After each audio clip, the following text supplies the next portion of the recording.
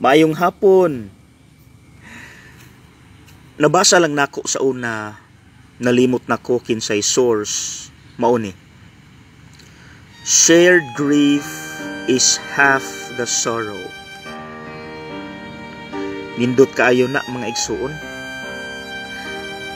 Piyesta manggod karon ni Mama Mary isip Our Lady of Sorrows. Kabalo mangyud ta mga igsuon, pila kasakit ang nasinati sa atong inahan. Wala pa lang maburos si Jesus sa iyang tiyan, miagi na siya og mga pagsulay. Pagkaburos niya sa bata, naa na po'y lahi nga pagsulay. Pagkatao sa bata, naa na po'y lahi nga kasakit. Hangtod ang pinakasakit ang nasaksihan gyud niya nga pagkalansang o pagkamatay sa iyang anak sa krus. Pero mga igsuon, kini nga piyesta tuod sorrows, no, murag medyo negative, pero actually very positive kaayo ni. Nganuman, ang atong focus ani katubitaw si Jesus atong Ginoo kapas-an sa krus. Kapila na siya mahidugmo tungod lagi kay gikulatan na gud sa daan, scourging at the pillar.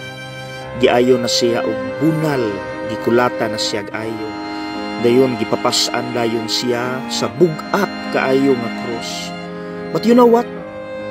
Unsay usa sa mga nakapalahutay sa atong Ginoo nga sa dihang siya galisod na sa pagpas-an ug sa iyang pagkadagma, ang iyang mama midagan ug mitabang kaniya,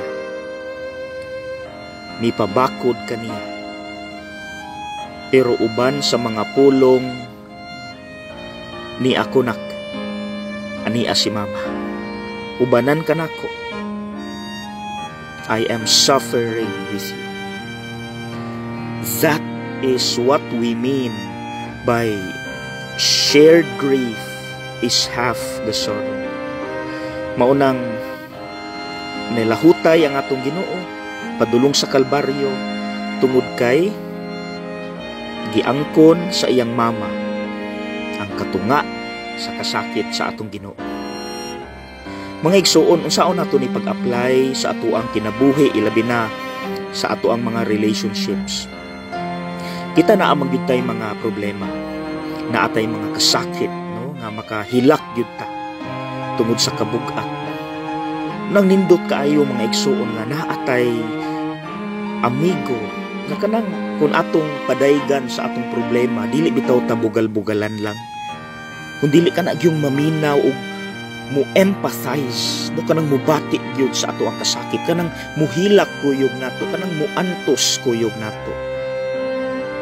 Ug kabalo mo unsay pamati, kun aduna kay ingon ana nga klase nga amigo o amiga, bugaan imong pamati kay giangkon niya ang katunga sa imong pag-antos. Ikaduha, kun ang imong amigo o amiga maoy nag-antos, ikaw pod ang kuna, ang katunga sa iyang pag-antos, aron mugaan-gaan pod ang iyang pagpas-an sa iyang krus. Shared grief is half the sorrow. Pagkanindot. God bless!